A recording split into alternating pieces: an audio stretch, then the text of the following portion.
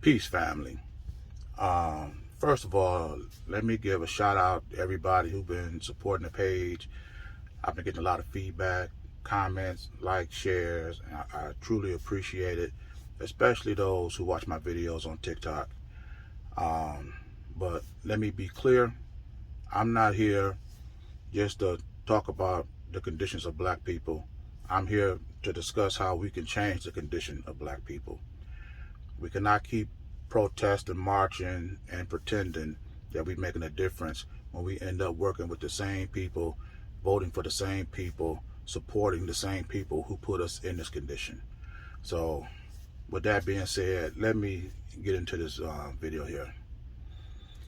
I was watching an old talk show clip of Phil Donahue where he had a young Louis Farrakhan on the show talking to the audience, mostly white people. And this one white lady in particular, she stood up and so much anger, talking about how they bent over backwards trying to help black people and we're still not satisfied. Talking about if a black person and a white person apply for the same job, the black person would get it over the white person. You know, Farrakhan was very polite in his response, and I think that aggravated the audience even more. But I would not have been. Had that been me, I would have been like, look, first of all, you know, you got some nerve. Your people enslaved my people for 300 years, stripped them of their language, their culture, their heritage, and then now you complaining 400 years later that the minimal efforts that you took to not fix the problem, but mitigate the problem, you equate that to bending over backwards. You got the nerve to talk about the effort that you take to help, but don't mention a word about the effort you took to enslave. Where was the bending over backwards when it came to enslaving my people? When it came to raping them, forcing them to work from can't see in the morning to can't see at night, lynching, cannibalizing them, consuming them with the children right there in attendance. How do you describe that effort? You know, you got some nerve to sit up here and talk about the rights and privileges that blacks have when you people came to this country, dismantled everything that was here, established your own government, your own politics, your own economics and industrial base, and now you want to complain that black people are getting a little bit more than what you get now. You know, you sitting up here barely 2 nickels above the poverty line yourself, complaining about how you trying to get black people equal to you. What effort would you call it then to put black people back where they were before they encountered you?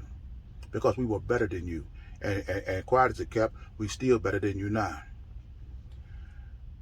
You know, this mental fatigue that you seem to be suffering from is consistent to the white populace. It's consistent within the white political and industrial base.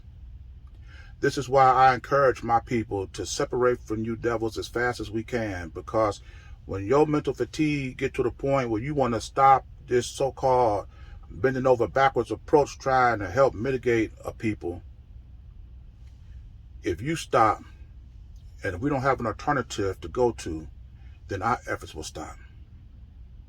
That's why I tell my people to build our own independent businesses, industries, and institutions to safeguard, promote, and protect our way of life so that when you do stop, we have an alternative to go to. You know, and last, let me say this.